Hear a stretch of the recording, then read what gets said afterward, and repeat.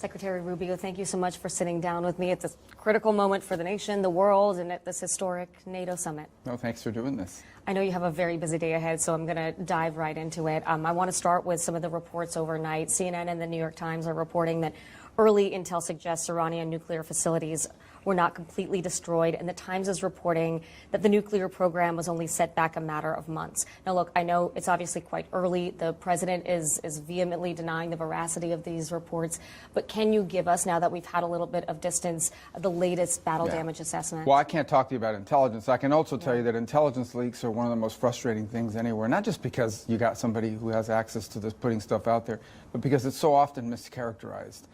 An intelligence report, for anyone who's ever seen it, sometimes is an assessment. Some analyst will make an assessment, or analysts will make an assessment. And in these leaks, what you typically have is someone who read it and then leaks it to the media, giving it the spin and the angle they want it to have because they've got some purpose. Embarrass the administration, they were against the action, whatever it may be. Let me tell you this. The Iranian program, the nuclear program today, looks nothing like it did just a week ago. The program today has been set behind significantly from where it was a week ago. It is in far worse shape today than it was a week ago because of U.S. actions and because some of the actions the Israelis took.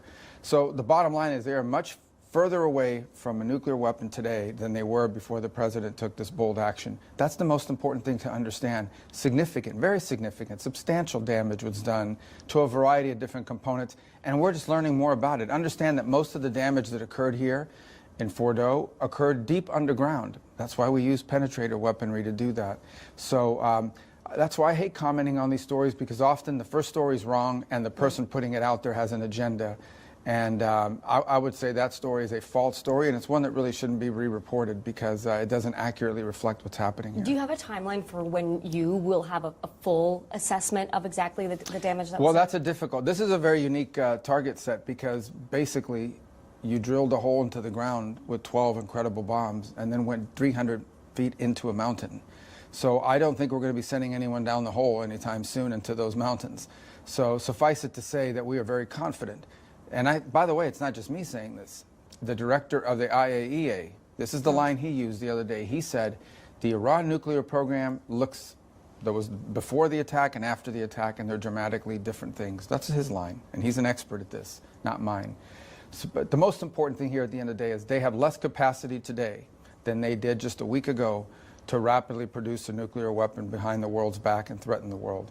And the president deserves a tremendous amount of credit for taking this bold stand. And these pilots did something extraordinary. They flew halfway across the world and dropped 12 munition bombs perfectly down a ventilation shaft and did the world a great favor. These pilots did an incredible job. I mean, I'm blown away by it. Science fiction stuff. I mean, you don't believe really it's possible, remarkable. but what they did is remarkable. I mean, look, you know as well as anyone that you have a base that is extremely skeptical of foreign entanglements based on classified information that can't be shared with the public. They've lived through the government saying, trust us, and then that not going so well. And it's a reason many of them voted for President Trump as a rejection of the Bush-era foreign policy. Can you speak in more detail to those voters about why you are so confident that this significant damage has been done here, especially since we're seeing some of these contradictory reports? Some of it is on open source because of Maxar and other technologies that are showing you the pictures. So in Esfahan, there was this conversion site, which is how you turn this metal into something that's useful. That's wiped out. You can rebuild anything that's destroyed. You could if you wanted to, but it's completely wiped out. And so they can't do that today. Beyond that, all of the support structures around it as well. In Natanz, which is also an underground facility, that had already been destroyed. Basically, the Israelis have put a lot of damage on it. And then the United States went in with 2 additional heavy munitions that penetrated into the ground and did more damage. So it was already in bad shape and unusable, and now it's worse off. The hard one, the one that was really difficult, is Fordo, because it's buried underneath a mountain at about 200 to 300 meters underground, and meters or feet, I forget, 300 underground. It was deep. And there's no doubt in our minds it's very significant, substantial, lasting damage was done to their program. We will learn more and more about it, but the baseline is real damage was done. Of that, we're very confident. We dropped 12 of these things into these holes. I mean, it's not like we just did a couple and see how it went. Does this mean the job is done and you can rule out the possibility of near-term future strikes? Well, that was never the goal here. The goal the president set out was 3 nuclear sites. He targeted them. He says, I want a one-off campaign in which we go in, wipe out hit 3 nuclear sites, hit them hard, and get out without any loss of life. And the mission was achieved, and without any escalation. And the mission was achieved. The truth of the matter is that happened on Saturday night.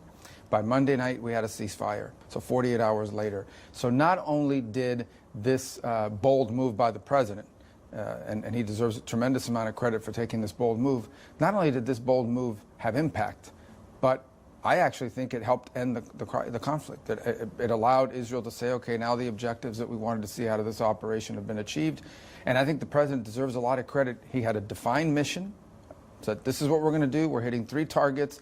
We're not hitting regime people. We're not trying to overthrow the government. Yeah. We're not looking to invade. We're going to hit our problem with Iran is with the nuclear program. We're going to hit the 3 sites that we've been negotiating over, and then we're going to move off the mark. And so that's to what we the did. Americans that are concerned about where this is going, can you give them some assurance that this is it, that we're not going into a war with Iran? No, the president's made clear he doesn't want a war with Iran. He's not looking for a war with Iran. In fact, he's still looking for a deal. Well, not wanting a war and getting entangled in one or two. Well, different look what things, happened. right? I mean, we basically flew, like I said, halfway across the world, dropped these weapons on 3 key sites, pulled away, and we were done. It showed tremendous amount of strategic patience by the president to do that. He clearly defined the goal. He delivered on it in the limited way that he had defined it, and then we moved on. We didn't look to escalate. In fact, we looked to de-escalate.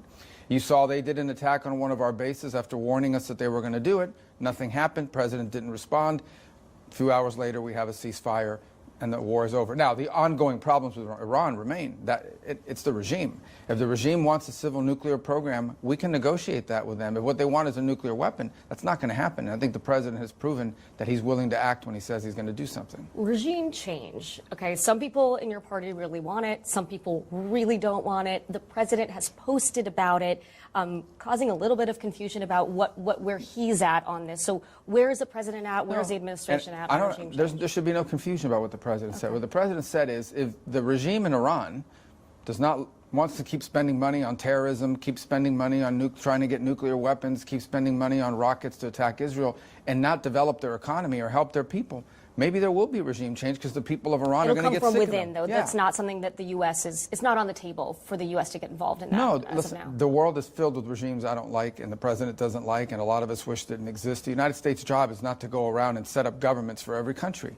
The United States' job is to protect our national security. Our national security issue with Iran is with a clerical regime that wants nuclear weapons so they can threaten us, threaten Israel today, threaten us tomorrow, and the president's made clear that's not going to happen. That's what he's focused on. I think what he was commenting, which is exactly right, is, look, if your country continues to fall behind economically because you're living under sanctions, because you insist on sponsoring terrorist organizations around the world and spending all your money on Hamas and Hezbollah instead of on your own people, yeah, maybe there will be regime change, but it's because the people of Iran will do it.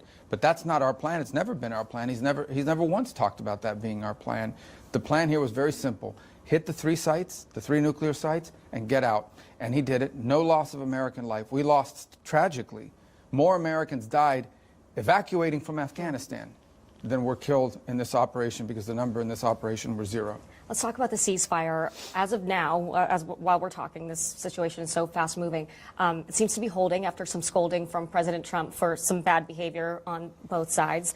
But what exactly are the terms and what incentivizes both sides to stick to it, particularly Iran? Well, the terms are very simple, and that is that Israel said that they had finished their mission. From the very beginning, the Israelis had a defined list of things they wanted to achieve. And once they were done with those things, militarily, they were done. They had achieved those things. They had achieved those things by Sunday night, Monday morning, and they let us know that after their current operation that was ongoing, they did not intend to conduct any further operations unless they were attacked by Iran.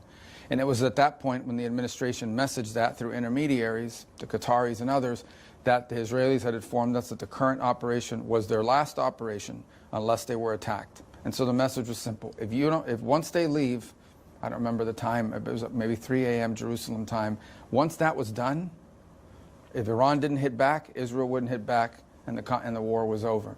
That message was passed. Anytime you do these ceasefires, because we lived this experience, for example, with India and Pakistan, there's always a few skirmishes. Maybe someone's clock was set wrong, and so they missed the time. In this particular case, unfortunately, tragically, in those final hours, there was an attack that killed people in Israel, so that really stirred things up. It hit an apartment building and literally murdered people living there. And then there was the stray rocket that was launched. We say stray because it was a one-off, it wasn't part of a wave, and the Israelis were going to respond to that. And the president gets on the phone and tells them, don't do this. If you do this, it's going to restart the thing all over again.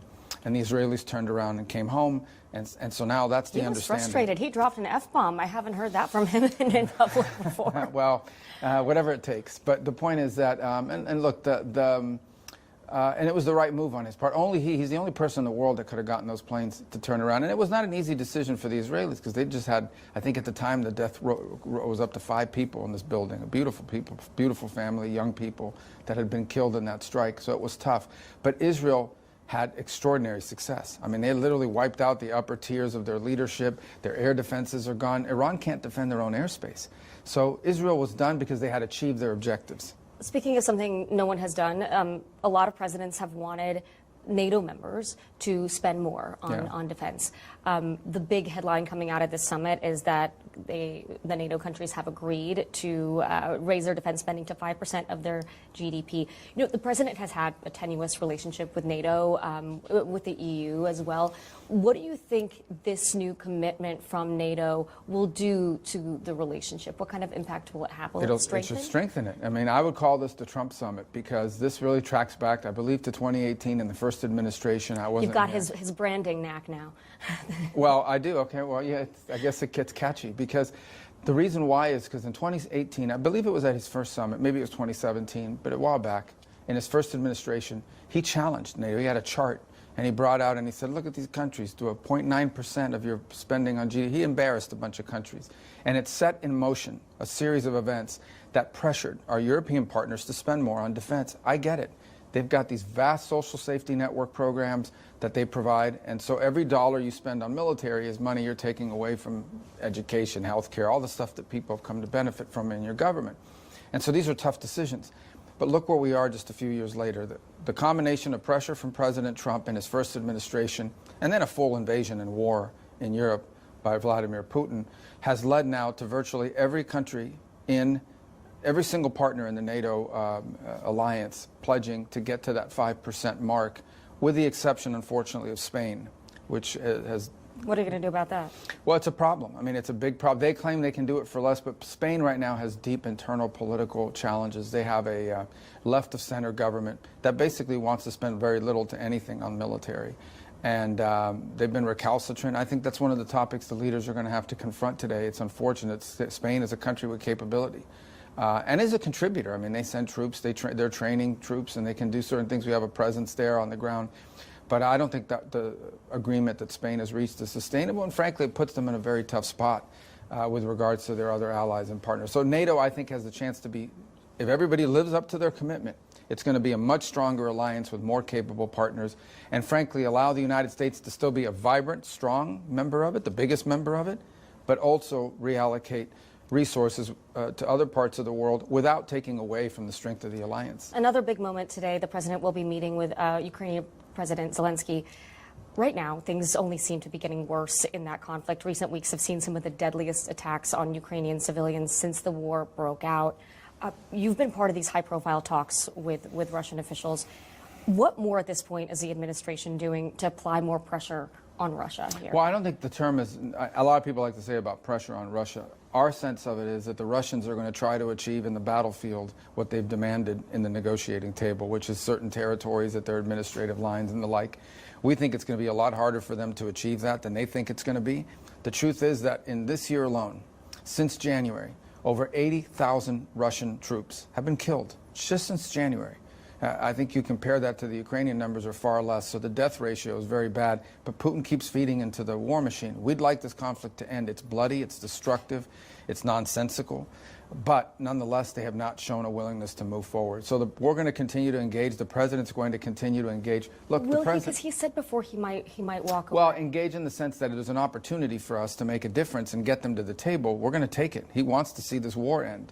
A lot of people are saying put on more sanctions. Now, Congress is working on that. You know, Lindsey Graham has a bill and others, and that may happen. You know, we've talked to them about how to frame it, how to structure it, because ultimately we think it needs to have enough flexibility for the president to be able to impose sanctions. And we haven't taken off any of the sanctions that we have on. All the Russian sanctions are still in place. I think what everybody has to remember, however, is that the minute we impose sanctions on Russia, if we did what everybody here wants us to do, and that is come in and crush them with more sanctions, we probably lose our ability to talk to them about the ceasefire. And then who's talking to them? Because they don't talk to anybody else in Europe. They don't talk to anybody else in the world who is on our side of this thing and views it the way we do. So I don't think the president will know the right time and place in which he may have to do that. He has said he may have to do that. But if he does it, you're almost admitting that this is not going to be negotiated anytime soon. So he wants to give it every opportunity to have influence over the Russian Federation towards a ceasefire. And that's the option he's trying to preserve, because it's the option of peace. One thing I find remarkable about this administration is the ideological diversity of President Trump's cabinet. And I'm curious if you could bring us into the room for a moment about sort of the breadth of opinion, especially on this issue, but in general, you have a range from hawks to isolationists. Like, where do you see yourself on that, and what are those conversations like on the inside? No, well, on the inside, there's only one president of the United States. I find it curious when people argue as if somehow this is some coalition government and we all get a vote. There's only one vote here. The President of the United States is the commander-in-chief. I do know he likes to hear, you know, a diversity well, that's of different. opinions, So people right? will give you their opinions, and obviously you can give opinions, but ultimately there's only one decision. And so our job internally is to provide the president the best opinions that we may have, the best ideas that we might have, opportunities, and also, you know, if somebody's bringing up information that we think is not accurate, challenge the accuracy, things of this nature. Is there healthy debate? Yeah. One of the great things is that most of the people, at least on the national security front, have known each other for a long time. I've known John Radcliffe for a very long time. I've known the vice president for a very long time. I've known the chief of staff for a very long time. I've known Pete Hegseth before all of this. So we've known each other all, and so we have a very good working relationship. Steve Woodcoff is from Miami. I know him very well. He's from New York, but we obviously, everyone from New York is now from Miami. The Miami-New York connection is pretty tight these days. And one of the great people in the world, too. And so I think, but ultimately, once the president makes a decision, his instincts are uncanny. And we have to appreciate that that's one of the things the people of the United States voted for, is a president who has incredible instincts about the right thing to do. And our job is to operationalize that. When he says, this is the direction I want to go, our job is not to spend all day trying to change his mind. Once he's made a decision, our job is to go out and make sure the president's orders are executed on. That's the way administrations work. When administrations fail is when you're filled or surrounded by people who don't agree with you, and so no matter what the president orders, spend their time trying to undermine him. We have a president who's been elected. He's been very clearly, I mean, as clear as anyone who's ever been elected, outlined what his views are on everything, including foreign policy. That's what the people of our country voted for. That's how our republic works. And our job is to go out and operationalize, execute on the president's vision based on really uncanny instincts. Well, and I think that's one of the reasons that you have been given quite a lot of roles in this administration. Yeah. Look, no offense to these guys, but I have seen the before and after pictures of Secretary of State Blinken and former NSA Jake Sullivan. They don't look so hot at the end of all of this. And they were each doing one of those jobs. I mean, there are a lot of people that are saying, how on earth are you wearing these two hats? And what are the trade-offs that you have to think about? There really isn't. I mean, in many cases, you end up being in the same meetings or in the same places. There's just one less person in there, if you think about it. The two jobs really do overlap in many cases. Obviously, there's the function of running the agency of the Department of State. But what I find myself in many cases doing is when a lot of people would come to Washington, for example, for meetings, and they'd want to meet with a national security advisor and then meet with me as Secretary of State. Now they can do both in one meeting. The same with when we're around the table, for example, in the Situation Room. There was a chair for the National Security Council, one for the State Department. Now they're both there. Are you doing more time at the White House than traveling abroad? Well, when there's a conflict, I mean, and so what we've had over the last couple of weeks is we've known that there might be something breaking out in the Middle East, and then we had to manage our role in it. So, yeah, you spend more time there in that regard. But I go to the State Department almost every day because we have a lot of bilateral meetings with foreign ministers that are coming to town, so I go and see them over there. Well, and the but it's pretty NSC has seamless. changed a lot under you, and I think a lot of people know what the Secretary of State role is, but how do you envision, what does the Marco Rubio NSC look Well, like? it's not the Marco Rubio NSC, it's the Donald Trump NSC, and what its job is to coordinate the agencies to execute the president's mission. So it's the conductor of an orchestra. The NSC doesn't play the clarinet or the flute or the violin. Its job as the conductor is to make sure that everybody is playing the sheet music based on their instrument. And so you coordinate the different elements of our government depending on the issue, the national security issue. So if it's in this case, what's happening over the last couple of weeks, it's making sure the Department of Defense, the Department of Treasury, the Justice Department, all the different elements of government are represented around the table, and each of them have a piece or something they're supposed to be executing on and are doing their part. But ultimately, the ideas and the execution comes from the individual agencies. The job of the National Security Council is just to coordinate that, to ensure that all of the agencies are working together and doing their part of the broader strategic plan.